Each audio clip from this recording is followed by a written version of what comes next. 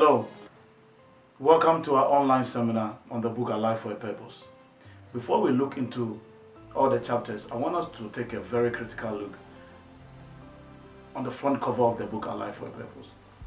If you are holding the book in your hands, I always say that the cover of the book contains 4 principles that still has the capacity of changing your life and whatever you are purposed to do. At the back of the book is a hand, a soil, and a seed that is germinating from the soil. One thing that you don't see is time. I want us to learn 4 key things from the back of this book, even before we open it. The first principle you will discover from the back of the book is the seed. God has planted seed in each and every one of us. There is a seed of greatness in each and every one of us. That's the first thing that I want us to understand. Everything in life even is a seed, which is planted and it comes out for a future harvest. The question is, what kind of seed are you planting in your life? That is why when you pick the book up, the first thing I want you to understand, what kind of seed are you planting in your life? Your thought is your seed. Your idea is a seed. When I sow a thought, I reap an act. When I sow an act, I reap a habit. When I sow a habit, I reap a character. And when I sow a character, I reap a destiny. So when I wake up in the morning and I think to myself that life is not worth living, that is a seed that I'm talking about here, and which you can find at the back of the book. That alone can destroy your day. That alone can destroy your month.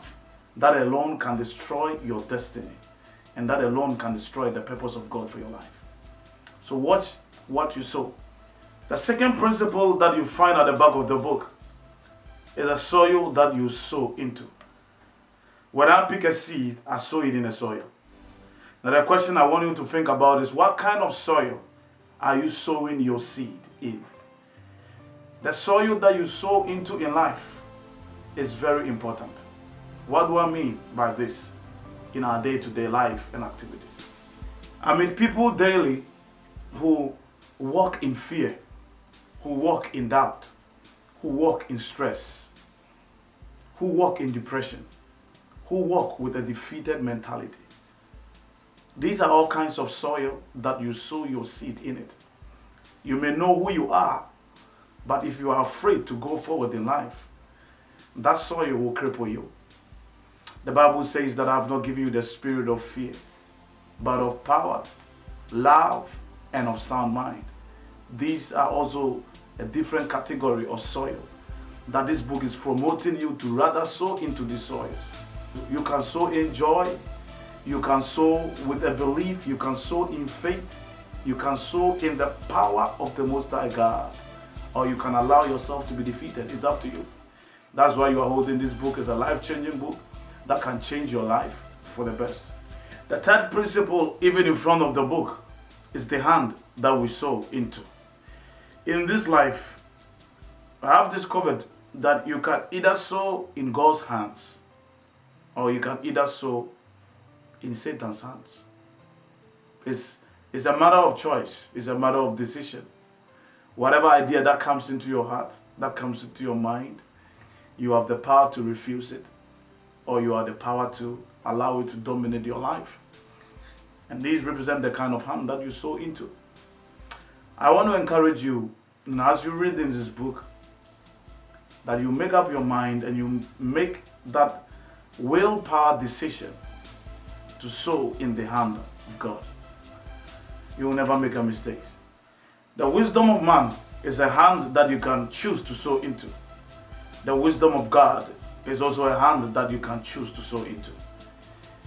The Bible says that I've opened up my hands wide. Let me be their foundation. If God is your foundation, His word will be your standing. And that is where you are going to build your life on. I encourage you to do the same. The last principle that I will talk about concerning the back of the book alone is the time that we sow. time is of essential if you are sowing a seed. In between the time that you sow a seed to the time that that seed germinates, reproduces, and have a harvest is a gap. And that is why the subtitle of the book is From Gaps to Significance. Most people don't understand. It takes patience to see the purpose of God fulfilled in your life. It takes time to see whatever you have put in the soil to come out. And that's the same way that it applies to our lives.